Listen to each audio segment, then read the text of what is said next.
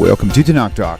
I'm your host, William Hall, broadcasting live from Kingsland, Texas, USA, with another episode of Controversial Issues. This is show number 900, The Jewish History, Approach to Belief in God, with Rabbi Chaim Coffman. Rabbi, welcome back. How are you? Always a pleasure to be here. Always a pleasure to have you. As always. Very good, very good. Glad you made it. I'm glad it all worked out. I've been cranking out video stuff all day today. Some of it for Tanakh Talk, some of it not.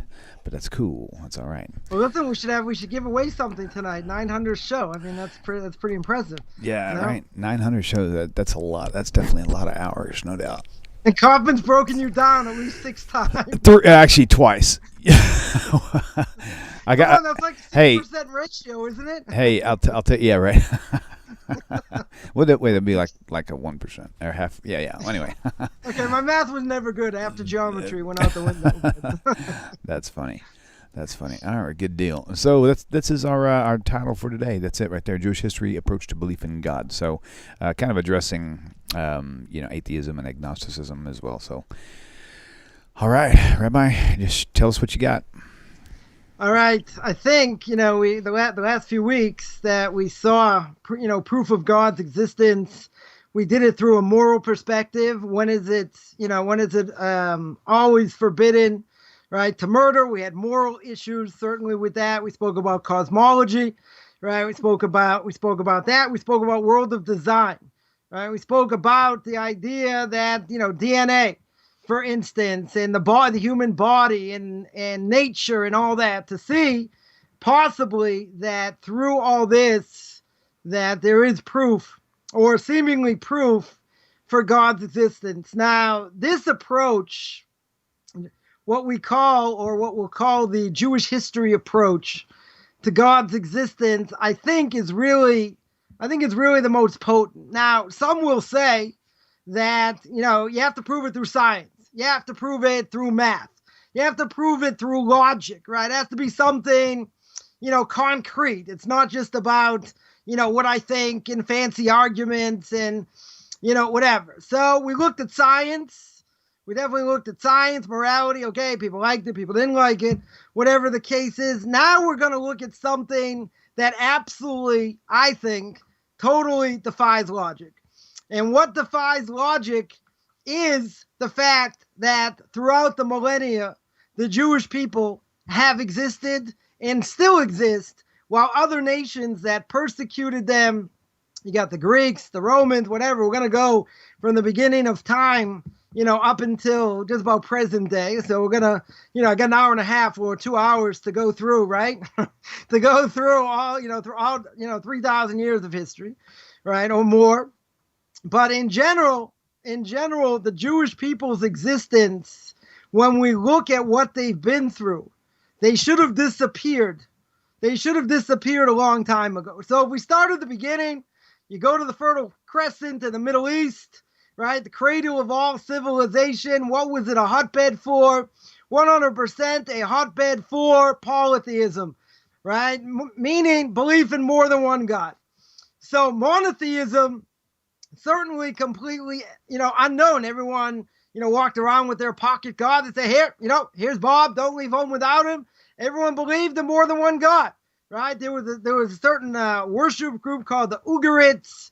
The Ugarites worshiped more than 30 gods, right? So polytheism made sense. Why did it make sense? Because when a person would look at the environment, what do they see? They see forces that exist beyond the person's control, right? And certainly beyond the person's understanding, exactly how they work. So therefore, they thought these forces were forces that had power in and of themselves. And so what did they do? So they worshiped them, worshiped the wind, worshiped the sun, worshiped the moon, right? Worshiped all kinds of different things. Comes along monotheism, right? Monotheism, the belief that there are other forces in the world, right? We definitely agree that there are other forces in the world, but they only obey one single omnipotent, omniscient being, right? Now that seemed, for people back then, It seemed totally irrational. Because if you got all these forces, why would I think that somebody is running these forces? These forces must be independent.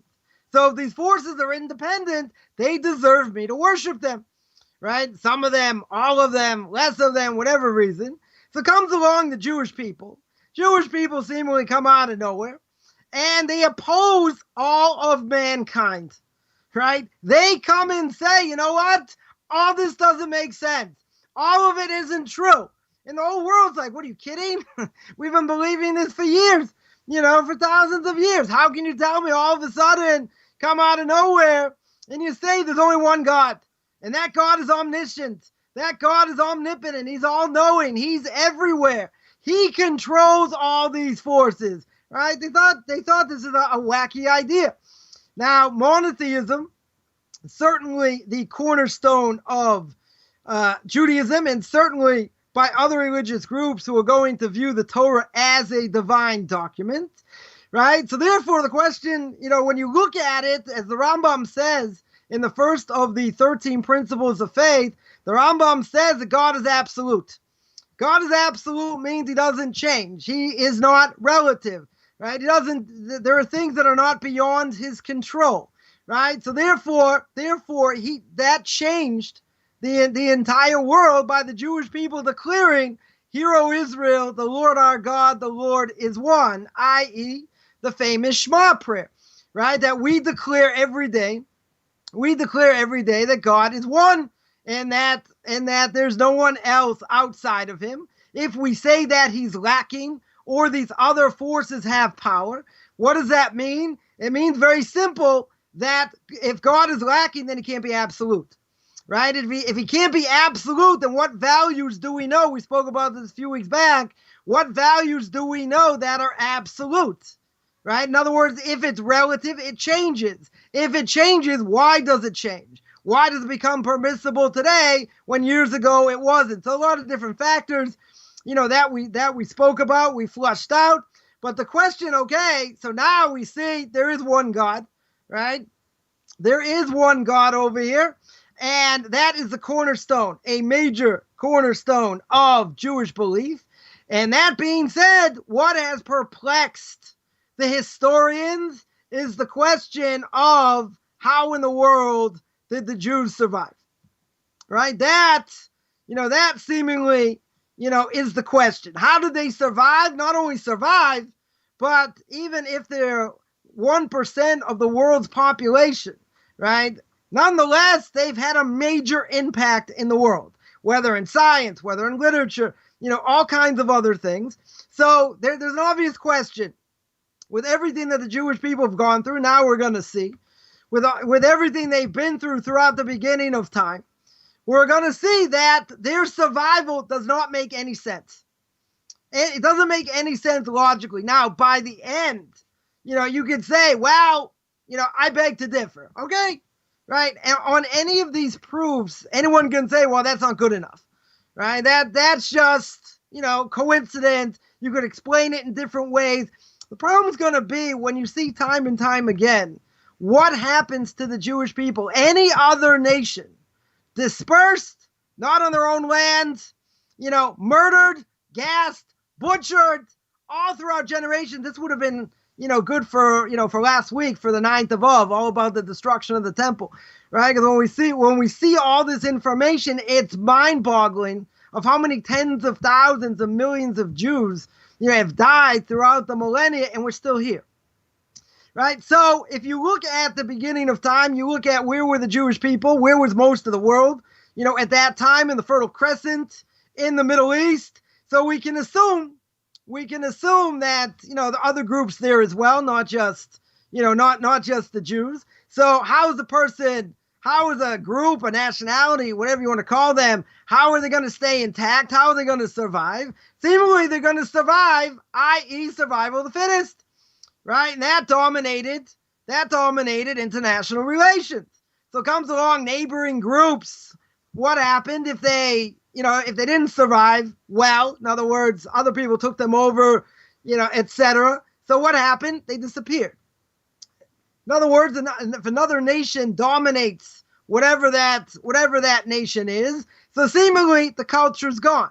They have to be like a melting pot. They have to be part of that, of that culture. When you become a part of that culture, your culture gets wiped off the face of the map. Maybe you have a few trinkets here and there, things that you preserved, a little bit. But throughout the generations, that's not going to be able to be passed down. It'll be like a fossil that we said a few weeks ago that, they haven't found yet, as a missing link for evolution. But it'll be a fossil because it won't be something that'll be important enough, that'll go through the test of time, that is going to, it's going to survive, right? So what happened?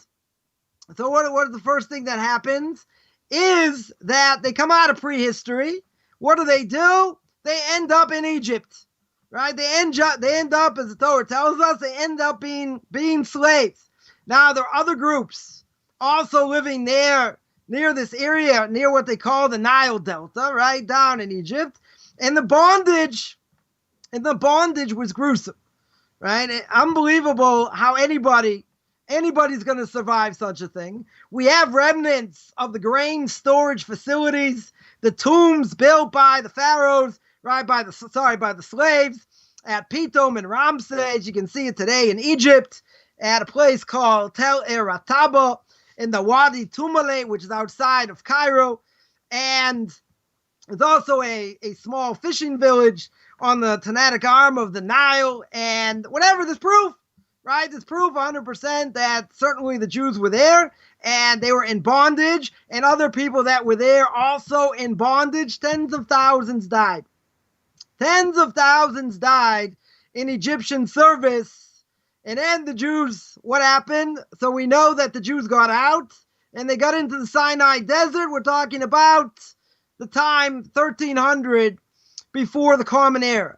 Now, there's a major issue here because historians are baffled, because obviously they don't want to hold by what the Torah says in general, but historians are going to be baffled over here. Egypt is the world power, right? The world power at that time. Egypt, the world power, no one ever escaped. When I say nobody, means nobody. You go throughout history, there's only one group that escaped. The only group that escaped were the Jews. And, it's illogical why they should have escaped and no one else, right? Obviously, we understand, through what the Torah tells us and, God being behind it, but we're not even going to bring God into the picture till the very, very end. So what happened? Comes along archaeologists, and what do they say? They slipped out amid a series of natural disasters, right? Quote unquote natural disasters that destroyed ancient Egypt. So there's a papyrus. This papyrus is called the Ippur or Ippur, whatever it's called. This papyrus acquired by the Museum of Leiden, 1828. That contains an ancient Egyptian eyewitness report, not made up, an eyewitness, written down in the papyrus, that such disasters as the Nile flowing with blood, hailstorms devastated Egypt's crops, inexplicable darkness, and other stranger phenomena. So there was a monolith discovered in El Arish, which is a town near modern Egyptian-Israeli border, also says a similar thing.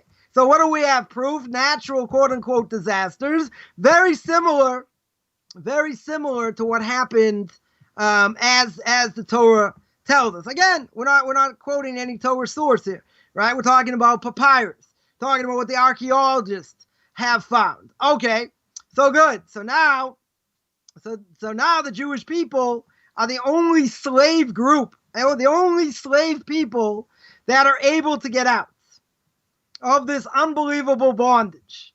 So if there were these disasters, so to speak, right? So what do we have over here? No other people.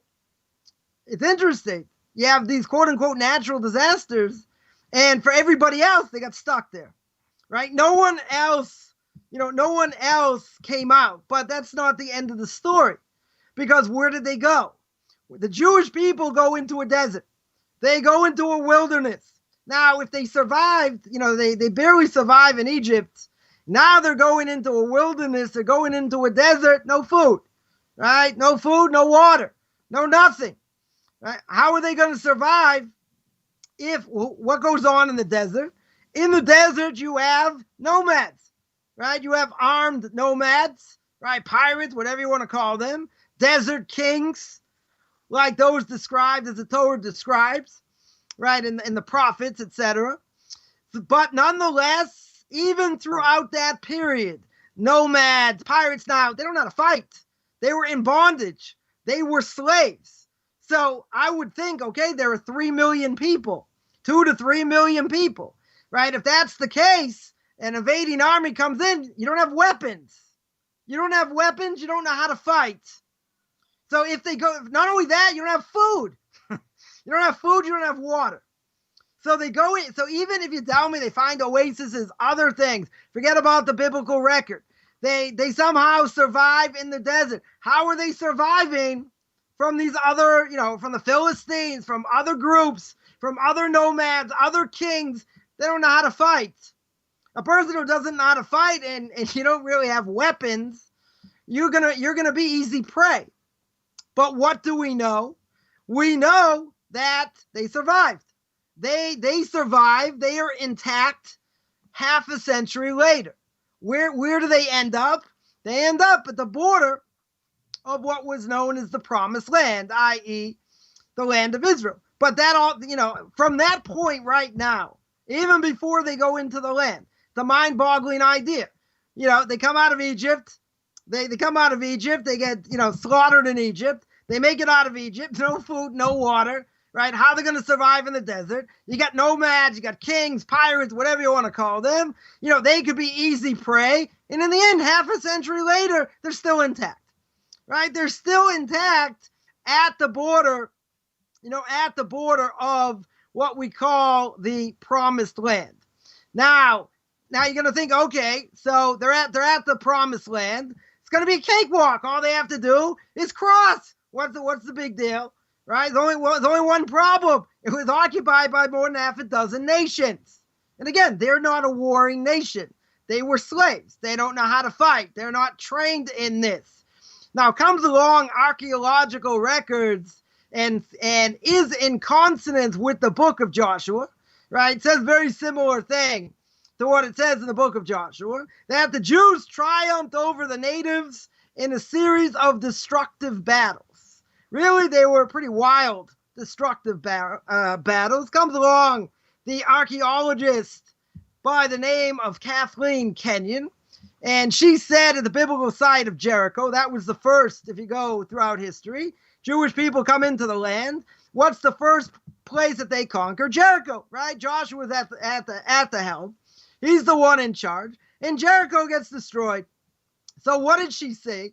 So there was a journalist who reported that what she researched, what this woman, Kathleen Kenyon, researched, it didn't throw any light on how the city walls were destroyed. In other words, when Joshua comes, right, we know the biblical narrative, the walls come tumbling down, right? The walls come tumbling down, but question is, what happened over here? Right? What does she say? She attributes it to maybe an earthquake. Right? Maybe it's an earthquake and it destroyed the walls. The Jewish people came in and took over. Right? Obviously, what do we say? We say it was divine intervention. There were similar ruins found at the biblical sites of Givon and Chazor, also towns taken by the Jews, at the beginning. So we don't have a good answer, right? She certainly doesn't have a good answer, but she says it could be that there was a major earthquake. Jewish people survived the earthquake. Jericho got destroyed, right? The earthquake hit there. Jewish people, okay. You're going to say maybe, they're lucky where they were. The earthquake didn't affect them. Affected the people of Jericho. Okay. So they came in, took over Jericho, took over these other places. Now, they get into the land. They're in the land. They're seemingly established in the land. They didn't have it easy. It wasn't like, okay, we're going to give them 150, 200 years, 400 years, 500 years, and they're going to multiply, they're going to have kids, everything's going to be easy, everything will be hunky-dory, no one's going to bother them. Unbelievable. That's not what happened. Certainly not what happened. So what happened? The Jews held the land for a time, and you had other nations attacking from neighboring armies. 701 before the Common Era comes along the Assyrian king Sancherib, right? Famous story with Sancherib, and he made it as far as the walls of Jerusalem. He was ready to come destroy the Jewish people. He got to the outer wall. Now, what happened? One night, there's an epidemic. His entire battalion, everybody dead, overnight. So the Greek historian Herodotus attributes the Assyrian defeat to, quote, a violent outbreak of bubonic plague. It was a plague, some pandemic, or I should say pandemic. It was an epidemic. You know, maybe they all got corona. They died, right? Corona's coming back now. So it was some sort of bubonic plague.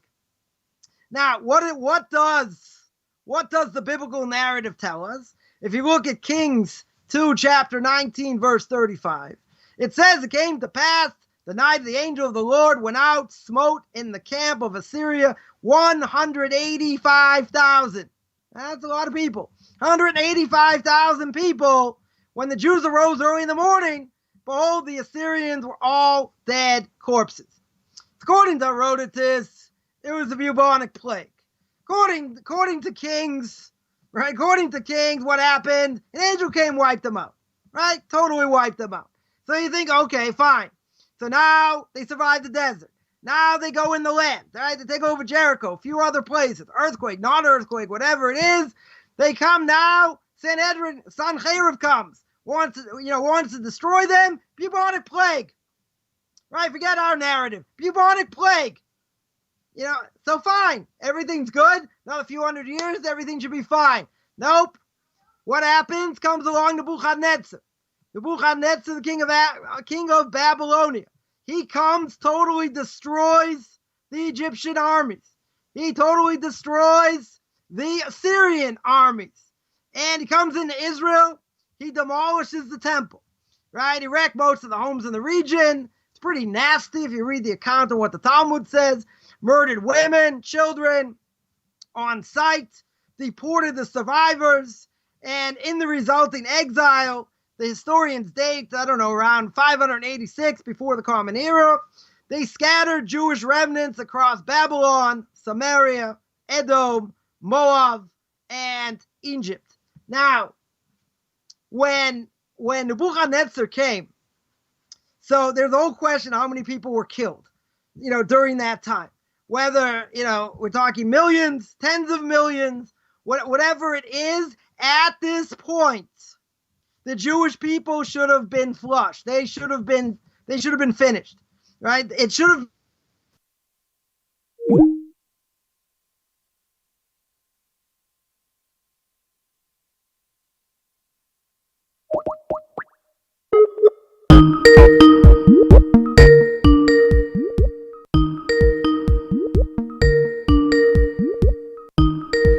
Looks like somebody got a call or something. Let's see if I can get him here. The person whom you're trying to reach is currently unavailable. Well, you know what that means? Please leave a message after the beep.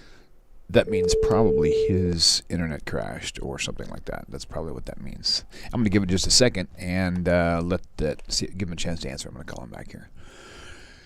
So, anyhow, all right. Actually, I guess I got to hang up first, don't I? There we go. There you go. I don't know what happened to you, man. This time you crashed your own system. I don't know. I disconnected myself. That's funny. Trying to pay you back for killing my system twice. Could be getting you back here. Right. Very good. Okay. Carry on. All right. Sorry about that. So what we have. Oh, 1 second here because we got an echo. Let me.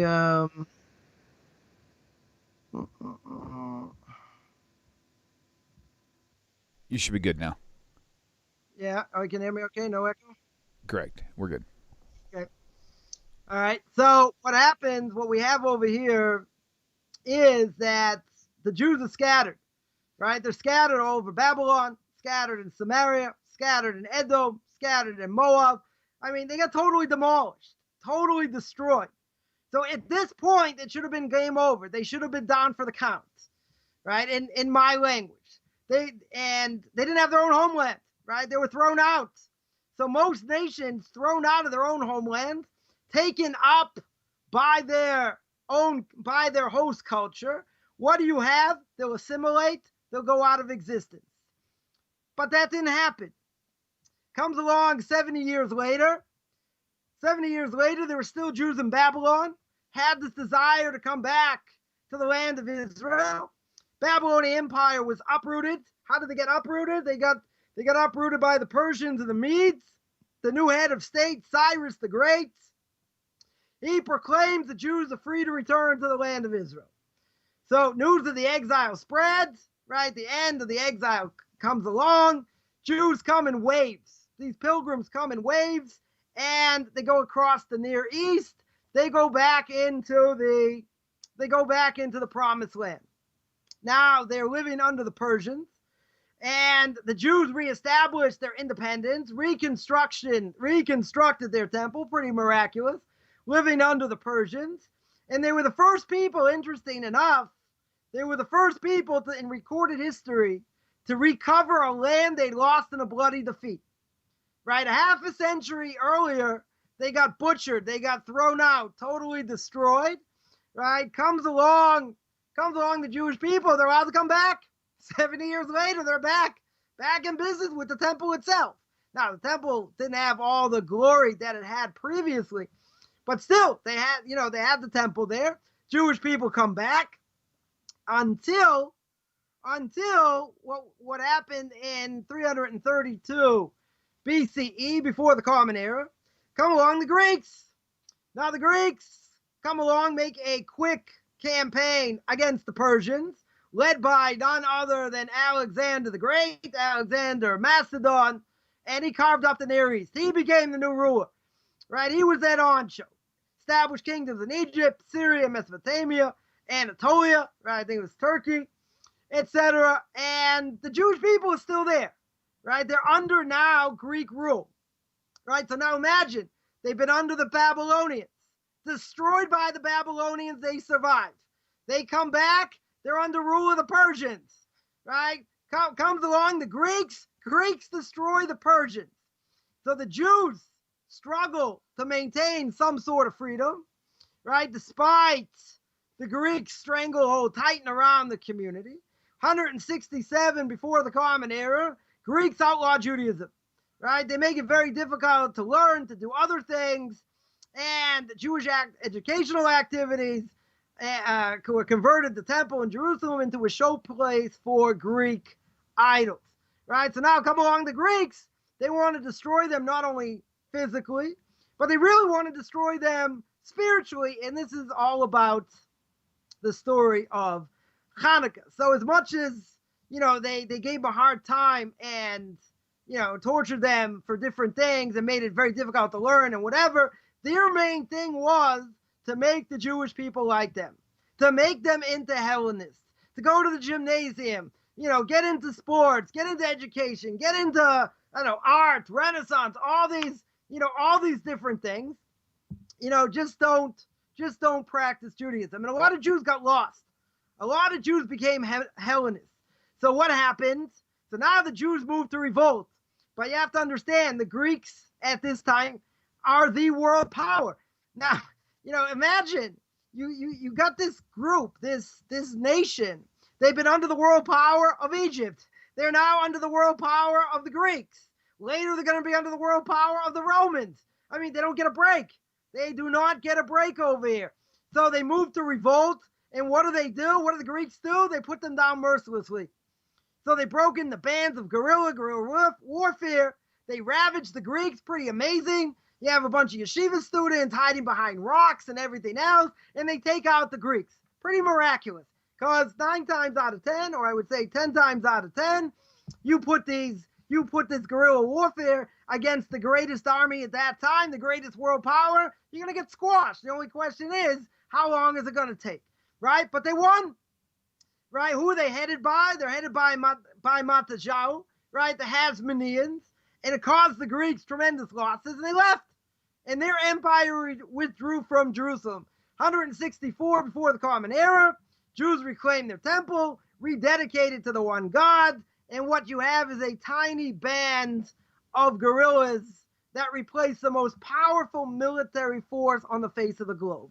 Makes no sense, right? How in the world you gonna have a ragtag bunch of yeshiva students? That's what they were, these Kohanim, right? They were basically yeshiva students, and even if you want to tell me how strong they were and everything else, you're talking about fighting the world power, right? Well, Abdul will make a big distinction here, be like, the Vatican going against America. Now, the Vatican may have nuclear weapons and other things. They could be a real force, who knows, right? But they're never going to win.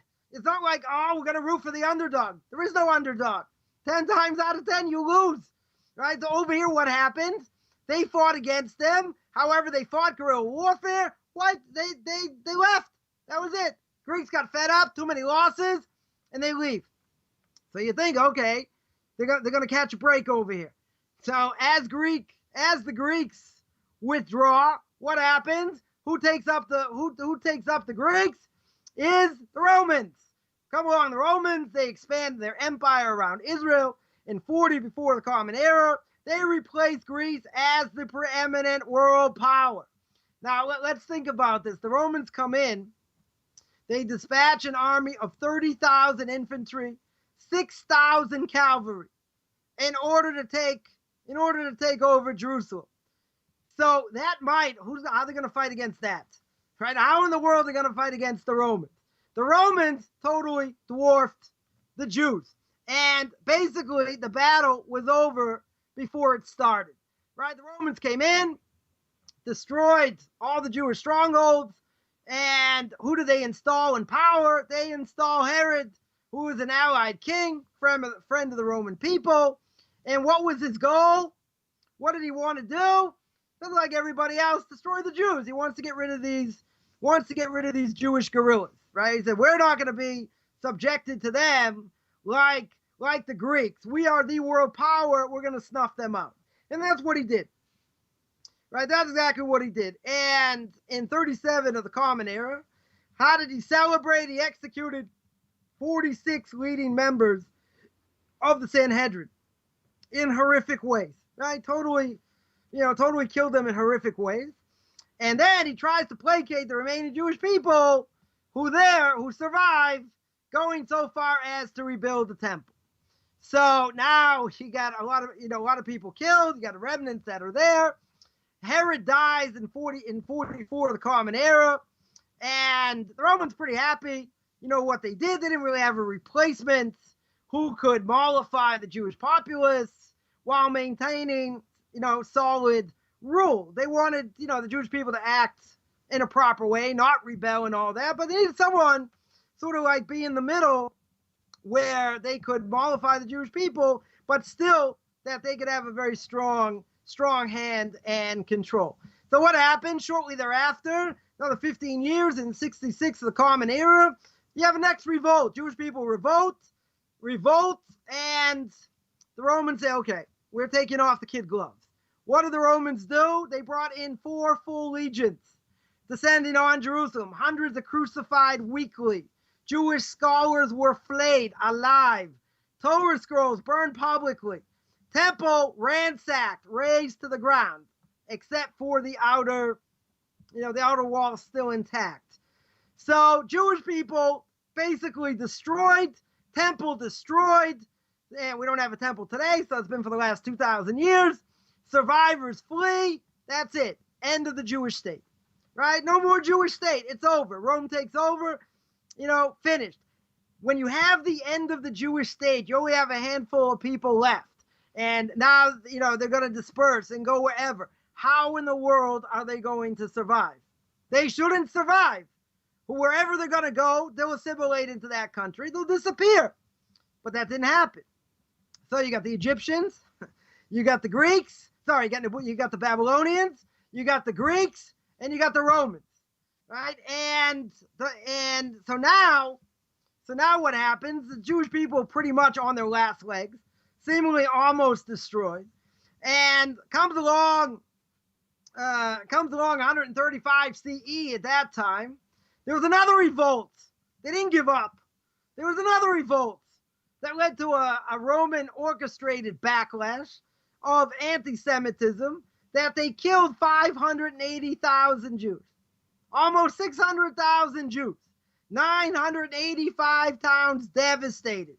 So whatever was left, so I guess you had a significant amount of people left, right? If you have a significant amount of people left, 600,000 people slaughtered. So now at this point, I would say it's over. They're down for the count. There's no way they're going to survive for this. So that's in 135 CE, right? That the Romans come. Come 470 CE, another 200 years later, 230 years later, whatever it is, Persian Emperor Federow initiates a national campaign to destroy the Jews. And what does he do? In his place in Persia, he exterminates half the population. Right? You want to get rid of Jews? Okay, no problem. We're going to rile up the troops, get the masses. We're going to wipe out half the population. So now what happens? Jews are thrown out of the land, and the Jews are thrown all over Europe. Now, Europe, as we know and we're going to see, Europe has no love for the Jewish people at all. Jewish people get slaughtered there as well. So they're thrown around Europe. Thank you to the lovely Christians, Christian anti-Semitism, culminating in none other than the Crusades, right? Crusades from 1095 to about in the middle of the 14th century, about 1348, 49, something like that. So anyone knows anything about the Crusades, that the Christians came in a holy pilgrimage to Jerusalem, and any Jews were there. What did? They slaughtered them. They said, it's our land, we're going to take it, we have a right to it, you're in the way, and they killed thousands, right? They slaughtered thousands at a time. Hundreds of communities decimated. This is during the time of the Crusades. So they think, okay, gone through the Egyptians, gone through the Babylonians, gone through the Greeks, the Romans, the Persians, right? Now going through Europe, right? Going through the Crusades. So what do we have after that? Oh, we got good times coming. Because between 1347 and 1350, what do you have in Europe? Bubonic plague. It only gets worse, right? So many, millions of people died, right? The church and the peasantry, who do they blame? Jews, right? They're the ones that caused it, just like we're causing corona, right? We're causing corona, right? So all these other people getting sick and dying because of us, so blame it on us. So there's an unbelievable amount of anti-Semitism in Europe. So you're talking about the bubonic plague. So between the time of 1348 and 1354, thousands of European Jewish communities massacred. Because obviously, who do we blame? Who are we going to blame for the bubonic plague? Gee, I don't know. Let's blame the Jews. So what did some Jews do? Some tried to at least get out. Some tried to flee. Some fled to Spain. Some fled to Poland. And they were pretty much safe. They were pretty much safe for a period, but in Spain between 1366 and 1500, so the Catholic Church consolidated its powers during the masses into anti-Semitic frenzies. And what did they do? They brought about the Spanish Inquisition, right? Jewish property confiscated, synagogues burned, and Jews were forced to either kiss the cross or die, and many were killed. Many were slaughtered. So now you have the bubonic plague. After the bubonic plague, you got the Inquisition. So how many Jews are still left? It boggles the mind that they're strewn throughout Europe, but they're still around. So now you're talking after 1500, right? We know the Jews are thrown out of Spain and all that. So comes along 1648. So now we get 100 years, maybe almost 150 years. There's a little bit of respite, right? What happened? Now there's a revolution. There's a revolution in Northern Europe. The Polish army was defeated by an alliance of Cossacks and Tartars, as they were known. Who were they brought to power by? None other than this madman named Bohdan Chmelnytsky. He was a Cossack with an ingenious plan. What did he want to do? He wants to unite the entire Ukraine. So who does he get to fight his war? He gets the peasantry, right? He gets the peasantry to come, and what did they do? First thing is got to deal with the Jews, of course. Forget about, uniting, the Ukraine and all that. We got to wipe out Jews. So what did they do? They went on a series of pogroms that Jews had never experienced. They traveled from city to city, searching for Jews, murdering them in ways that we can only imagine. Horrific. Absolutely horrific. He only wiped out a third of Polish Jewry, right? Before a new Polish king exiled the remaining Jews to different places in Poltava, Kiev, and in other places as well. And 20,000 Jews fled to the Swedish border. What happened to them? They got murdered in 1656, right? They got murdered in 1656 when the Polish troops, repelling the Swedish invasion, took out to destroy Posen, Kalisz, Krakow, Pyrkov, and other Jewish settlements. So even the Jews are fleeing, right? One Polish king comes, okay, just as bad, right? They're getting wiped out like no tomorrow. And a third of Polish Jewry is totally destroyed. Now, at this point, we can still ask, okay, how many Jews are left? They're not totally annihilated. The Jews somehow have a pulse. They don't have much of a pulse, but they have a pulse, right? So now we're talking in the 1600s, right? The late 1600s. So they had a reprieve now. They have a reprieve for a couple hundred years. Guess they're able to regroup a little bit. Comes 1915, Grand Duke Nicholas, commander-in-chief of the Russian army. What does he do? Orders the relocation of all Jews living in any area ever occupied by Germany. Obviously, right, Russians against the Germans. So they deport any Jew living there. 100,000 Jews are murdered in the deportation.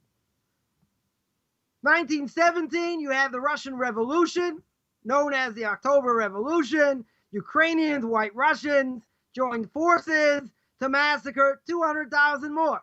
So within a couple of years, you have 300,000 Jews slaughtered. In the next 2 years, another 120,000 Jews died in almost 500 pogroms. So now you're in the early 1920s, right? So now we know what's coming. So now after that, you think, okay, they've been, 300,000 Jews slaughtered, towns wiped out, communities wiped out. They still have some sort of a pulse. Now what happens? Now you got Mr. Adolf Hitler. Yamach Shemoy V'zichro, may rot, may his name be blotted out. August 13th, 1920. Gives his first speech concerning the Jews, right?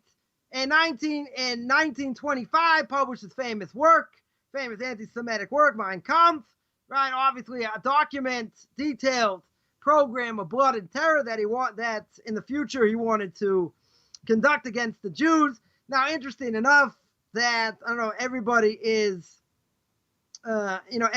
aware, but his book that he wrote was based on none other than the rabid anti-Semite Martin Luther's 95 Theses, right? So he's got this book, and he says what he's going to do, and, people saw it, they think it's going to happen, it's not going to happen, but he made clear, my goal, 100%, I'm going to wipe out as many Jews as possible. Comes 1930, anti-Semitic riots, they break out in Berlin, Würzburg, Leipzig, Dusseldorf, and Frankfurt, and 1933, where the Jews are first attacked, beaten publicly, Hitler bars them public service. By the end of 1933, Dachau, Germany's first concentration camp, established on the outskirts of Munich. So that's 1933. Come 1935, you got the Reich Citizenship Act, strips all Jews of German citizenship. And 1938, he inaugurates concentration camps in Buchenwald, Lichtenberg, and Sachsenhausen. 30,000 Jews herded off to the camps. Comes November 9, 1938. The Reich Minister for Propaganda. Who's the Reich Minister of Propaganda? Mr. Joseph Goebbels. That announced a state-sanctioned anti-Jewish campaign. 1,000 Jewish shops are vandalized. 1,000 shop owners beaten. Countless are and countless synagogues burnt. Right? What do we know that as? We know that as Kristallnacht. That was the beginning of Kristallnacht. September 1st, 1939, Hitler creates the Entente group and death squads. They went door to door and looking for Jews behind enemy lines and all that. They controlled areas. They tortured them in medical experiments, raped, mutilated, machine gunned, gassed, all these different things, right? And so we know 2/3 of world Jewry, nearly 6 million people obliterated before Germany's defeat in 1945. Had Hitler won the war, you wouldn't be listening to me. We wouldn't be here, right? The entire Jewish people would be wiped off the face of the map. But what did he do? 2/3 of European Jewry wiped off the face of the map. 6 million people. So you had what happened in Europe, right? And what happened with the Greeks, the Romans. You have with the Egyptians. Culminating somehow 6 million Jews are killed, but there's still Jews in other places, right? Still Jews in the land of Israel. There's still Jews in America. So there is an eternal promise that the entire Jewish nation will never be wiped out. Could be a lot of them will be wiped out, but not the entire nation. So what happened after the war? After the war, you think, okay, maybe they'll get a reprieve over here. 1948, first time recorded history, right? Human history. People twice exiled from their land, get to reestablish it. Make it an independent state. May 4th, State of Israel is created. So what happened? What happened? 5 Arab armies descend on the land of Israel, on a ragged band of Holocaust survivors. Now, it's interesting how many rifles and stuff that they have. They were armed with 17,600 rifles, 2,700 Sten guns, 1,000 machine guns. Right? Fewer than 45,000 Jews faced a combined military force of Egypt, Syria, Iraq, Lebanon, and Transjordan. That is probably a recipe for disaster. They should be wiped off the face of the map. So the Secretary General of the Arab League, Mr. Azam Pasha, declares this will be a war of extermination and a momentous massacre. Well, obviously he was wrong, right? And that's really what it should have been. They didn't have the manpower. They didn't have the firepower, right? And you have how many nations? You have Egypt, Syria, Iraq, Lebanon, Transjordan, right? Fighting against fewer than 45,000 Jews. So what happens? Less than a month after the Jewish state's declared, this war. The UN declares a ceasefire, but seems like there's going to be it seems like the Jewish state is going to survive. Maybe. Let's see. Comes along July 1951. King Abdullah of Jordan, last of the Arab quote-unquote moderates, is assassinated. 1 year later, military junta ousts the Egyptian monarchy, leading to the reign of none other than Gamal Abdel Nasser. Nasser, a vicious anti-Semite. What's his goal in life? Just like all of them, I want to destroy Jews. I want to wipe out the Jewish nation. So what does he do? So Stalin, 1953, Stalin broke off Soviet relations with Israel. Within 2 years, their weapons are going into the Arabs, right? The Arab depot. So what happens? 1956, they already blocked the Israeli access to the Suez Canal, right? Famous case with what happened with the Suez Canal and the Gulf of Aqaba, which is in Jordan. And Nasser signs military pacts with Saudi Arabia, Yemen. He's got a unified military command with Jordan and Syria. That's it, right? That should be the end of the Jewish people. War was imminent, but on October 29, 1956, Israel launches a preemptive raid on the terrorist units in the Sinai. And to their surprise, the Israelis take out the Egyptian outposts of Raf al-Arish, the Gaza Strip, coast of the Suez Canal, and the Gulf of Aqaba and Sharm el-Sheikh, right? Overnight, they take it over, right? A week later, the war's over. November 7th is a ceasefire. UN has a ceasefire. Nasser surrenders, that's it, right? It's over. So you would think, okay, there's a peace settlement, nothing else should happen. So as part of the settlement, in a move unprecedented, now this has never happened in history, right? Let's say better, in military history, Israel gave back most of the territory it conquered in a defensive war. They didn't ask for the war. They were attacked. They gave it back. The Sinai was demilitarized under Egyptian control. Comes 1967, right, 11 years later, Nasser getting impatient, violates the truce. What does he do? He moves 100,000 troops in the Sinai. May 15th, he orders the withdrawal of the UN because they're not going to do anything anyway. So he boots the UN out, and they obviously leave because they don't want to get involved. Otherwise, they'll die pretty much. May 22nd, Nasser blockades the Gulf of Aqaba. Within days, signs a military pact with King Hussein of Jordan. So under Jordanian guidance, you got Iraqi forces also taking positions on the Israeli border. So you got Jordan and Iraq ready to attack. June 5th, reacting to an intelligence report. What did they do? Israel launches a preemptive strike.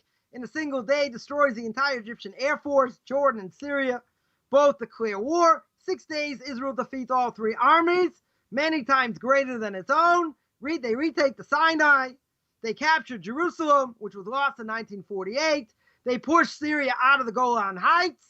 In this day, military experts do not have any explanation whatsoever how in the world they did it in such a short time. Because at the end of the day, they defeat all three armies and they destroy the entire Egyptian Air Force, Jordan and Syria, right? Sorry, the entire Egyptian Air Force in one shot, right? So then Jordan and Syria come in and then Israel flattens like a pancake. So that's 1967. Terror attacks on Israel continued regularly after 1967, and the borders are secure until 1973. And that year, they got attacked on Yom Kippur, holiest day of the year, and Egypt and Syria want to annihilate the Jewish state. They penetrate Israeli lines. Soviet-supplied anti-tank, anti-craft missiles. Certainly, the Israelis totally caught off guard. And journalists in the West said, well, the Jewish state was a great idea.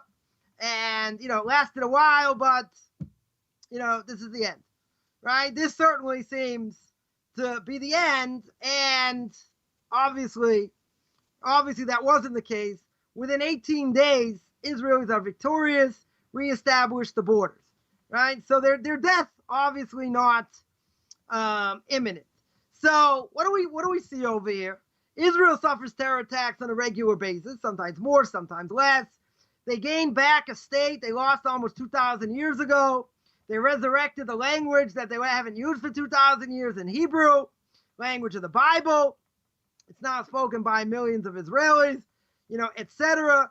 Certainly, Judaism is flourishing, no question. It's the biggest Jewish community, now in Israel, now in the world.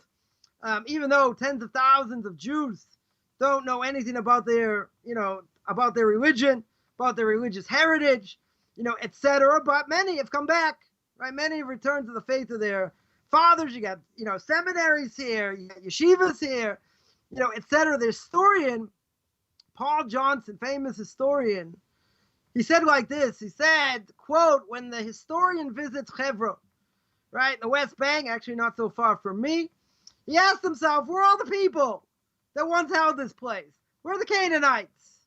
Where are the Edomites? Where are the ancient Hellenes? Where are the Romans? Where are the Byzantines? Right? Where are the Franks, the Mamelukes, the Ottomans? Right? I forgot about the Ottomans. Can't forget about the Ottomans. Right? What about the Ottomans? What happened to all of them? They disappeared. They don't exist. Right? They have vanished irrevocably. They're not coming back. Who's in Hebron besides the Arabs? There are hundreds of thousands of Arabs. They're Jews. There are Jews in Hebron. In Hebron. Logically, it does not make any sense. You got all these great powers, great powers, who wanted to wipe out the Jewish people. All these great powers gone. Jews themselves remain, and they certainly thrive. Now, there's a Soviet historian by the name of Nicholas.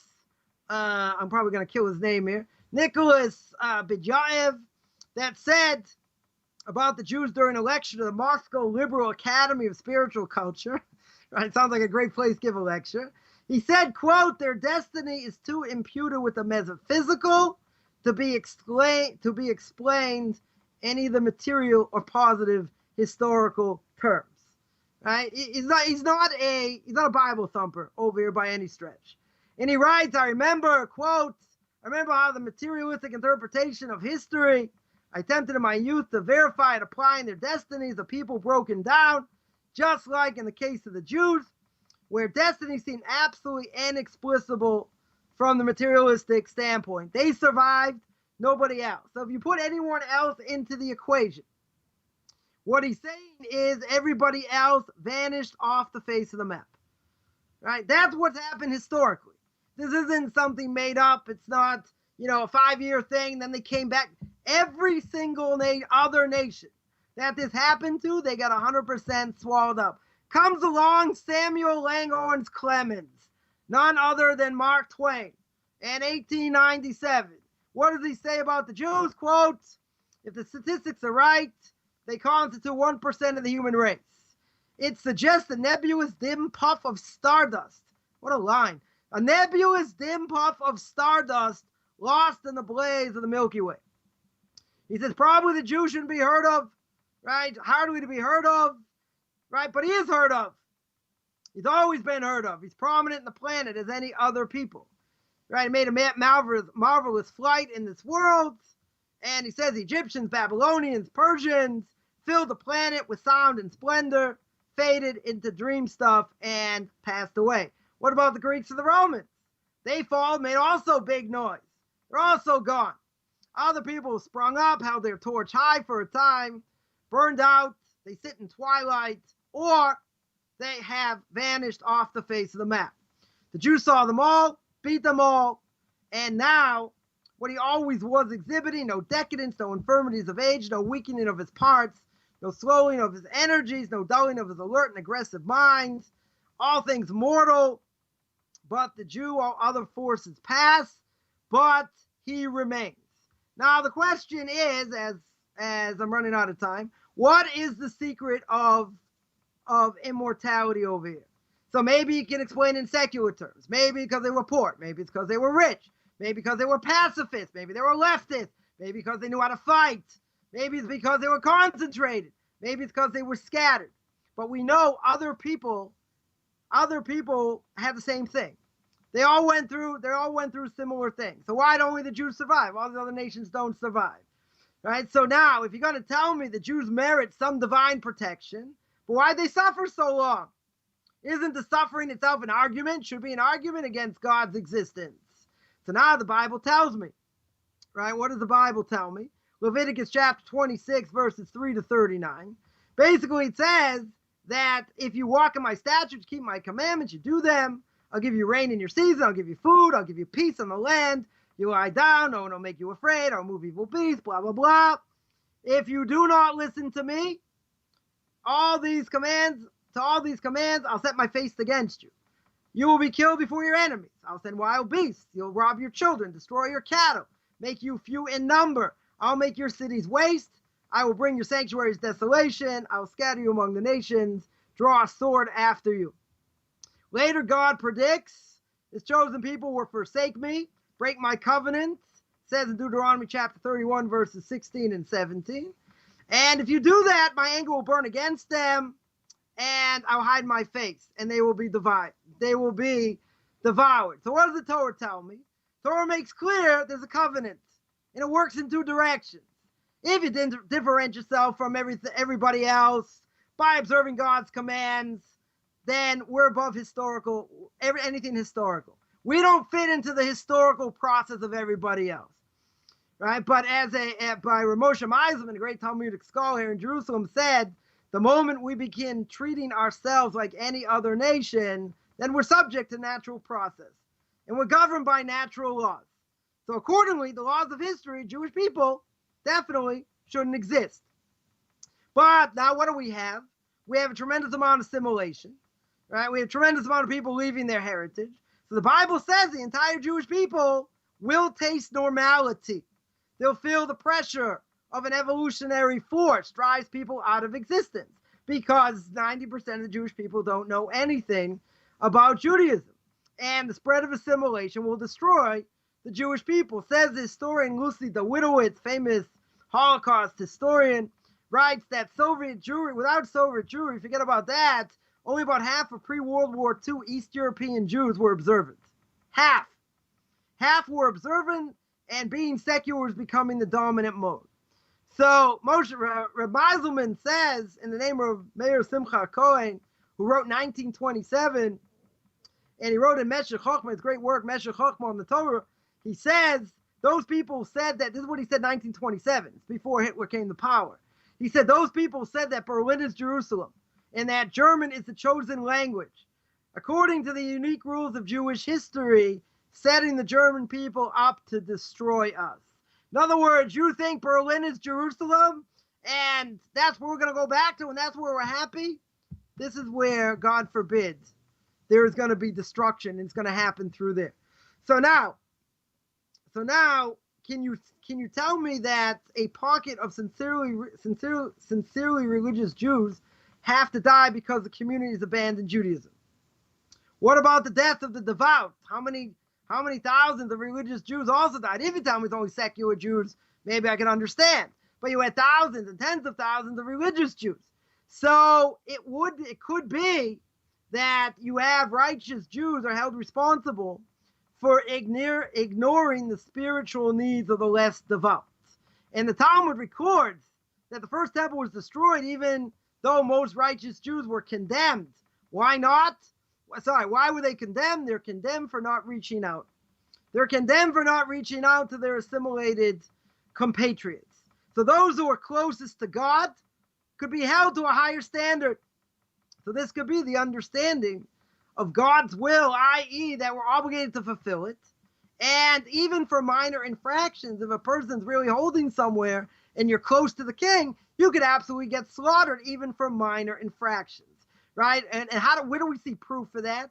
We see proof by the death of Moshe Rabbeinu's nephews, Nadav and Avihu. They deviated slightly from the divine service, and by deviating slightly, they are instantly consumed. So basically, what we have over here, because I know I have another half an hour to go. So basically, what we have is, you can explain why the Jewish people suffered, right? But it's upon humanity to explain why the Jewish people have survived. In other words, if there's reward and punishment, which the Torah clearly states, and we're all intertwined one for another, if we're all intertwined and the religious, not the irreligious, if the religious are not doing what they're supposed to do and they don't shine the light to the irreligious, they're responsible. So they can also be killed and slaughtered. Irreligious, okay, they're also going to be penalized. Shouldn't be penalized as much because they don't really know that much. But in the end, we are responsible over here. So good, we can understand why there could be that level of suffering. The only question is, how in the world do you explain why the Jewish people survived? Now, if you're going to feel dissatisfied with a non-religious response to the riddle of Jewish endurance, then we can find in history a total unusual people that gives us the ability to believe, that there is a God in the world. Why? Because if you stick any other nation in the equation, any other nation would not have gotten this far. Not only that, it's a small nation that, exponentially has won, more Nobel Prizes than anyone else. I mean, it makes no sense, in science, in math, in other things. What? No other nation can produce mathematicians, scientists. I mean, the Jews are 1/1000th of the world's population, but they're out there in the forefront in every field, right? For better or for worse, the Jews are out there. So it's not like, well, there's such a small percentage, they have no impact on the world. They have a major impact on the world. But the question's going to be, why should that be? According to nature, we just brought down countless examples, tens of thousands, millions of Jews slaughtered throughout time in Egypt, in Mesopotamia, in Persia, in Israel, by the Romans, by the Greeks. All throughout, you got Europe, you got Hitler, you got all these people bent on destroying Jews. Any other nation would never be intact. According to nature, we shouldn't be here. Now you're going to say, does that mean I have to believe and I have to drink the Kool-Aid and I have to say, oh, it must be God? So now explain the millions and millions of Jews that unfortunately have been slaughtered and thrown out of their lands and came back to the land and unbelievably, destroyed their enemies, etc. Explain according to nature how that is possible. Because basically by the Second Temple, the Babylonians wiped them off the face of the map. Tens of millions, wiped them off, sent them in exile. That's it. It's game over. But they kept coming back. It doesn't make any logical sense. They should have assimilated out. Every other nation, that's what happened when they were taken over. When they were sent in other countries. They didn't have their own language. They didn't have their own land. They didn't have anything. If you're part of another subculture, right, part of another culture, so to speak, unless you're really, really strong, you are going to be part of that melting pot. And when you're part of that melting pot, that's exactly what American Jews have done, right? At the beginning of the century, they came to America and they threw their tefillin overboard. They became part of the melting pot. They intermarried, it's game over, right? And 50 years, 70 years, that's it. You have 60, 70, 80%, intermarriage. That's what you have. They assimilated out. So what does that mean spiritually? They disappeared. Totally disappeared. So if you have that 2,000 years ago, there's nothing left.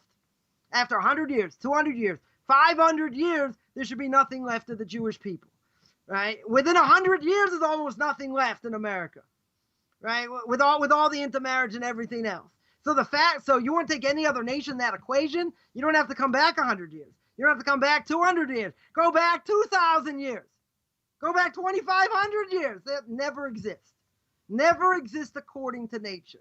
So the onus is on somebody to prove clearly in all these cases, they're going to have to show why the Jewish people are still here. According to nature. Because according to nature, statistics are out the window. Everyone else disappears. It's 100 out of 100, except for one. And you have secular people. You got Paul Johnson. You have Mark Twain, right? Who make these statements. They weren't Bible thumpers by any stretch, and they're saying it doesn't make sense. Doesn't make logical sense. So that is a possible third. After cosmology. Right after the divine plan, so to speak, and morality. So this is a fourth possibility to show throughout Jewish history that there is the possibility that God is running the show.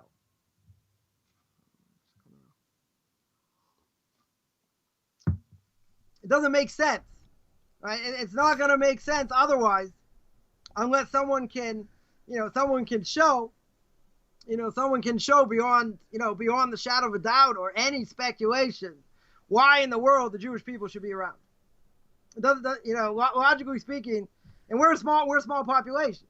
If you tell me we're like China, there should be 150 billion Jews, okay, I understand, right? Then it's going to take a long time for them to disappear, right? But we've done it to ourselves, only 10%. We only have 10% through assimilation and being destroyed.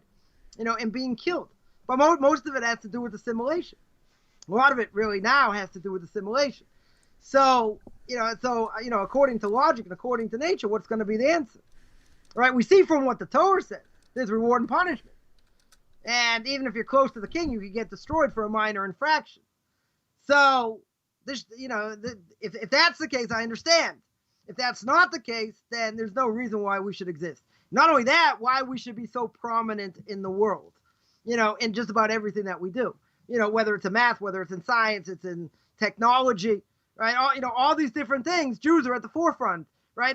Israel's at the forefront. I mean, and seemingly Israel could have been destroyed a number of times. You just look at recent history, it doesn't make sense why Israel should be here. But you go back in time throughout all the other great nations, finished. Right? They should have wiped us off the face of the map, and not only that, they're not here, they're not around. Right? They've totally disintegrated. It's finished. And there's nothing left of them. They're not coming back. Right? So it's totally illogical.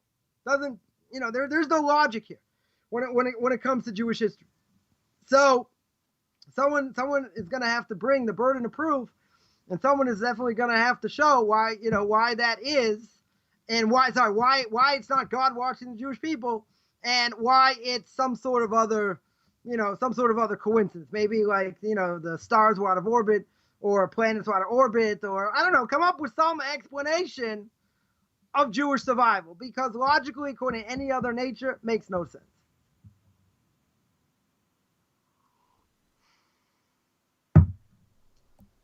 And any questions? That's the first breath I think you've taken. I tried, because you knocked me off, so I had to get it all in. That's funny. All right. So what's the answer? Come on, what's the answer? All right. Very good. All right. Well, you definitely have explained more today than you should do. But that's all right, though. You did good. Good timing. I had to go through history. Come on. Yes, you did. It takes a long time to go about 2,500 years of history. Man, I know that all in about an hour and 10 minutes, so you did good. Yeah. Come on. I still got 20 minutes to go. What do you say? No, maybe on your side. That's good. That's good. No, I appreciate your time, Rabbi, seriously. And so if anybody has any suggestions for future topics, do send them. You can reach out to Rabbi Chaim Coffman at Orthodox Conversion to Judaism on Facebook. That's right? It's Beyond Orthodox Conversion to Judaism, or orthodoxconversion.com. There you go. And Find me there either way. any kind of topics you guys want to pitch out there for these controversial issues, be sure to let us know. But meanwhile, that's going to wrap it up for today. So thank you again for your time, and thank you all for tuning in and for supporting the show. We'll talk to you soon. Shalom, shalom, everybody.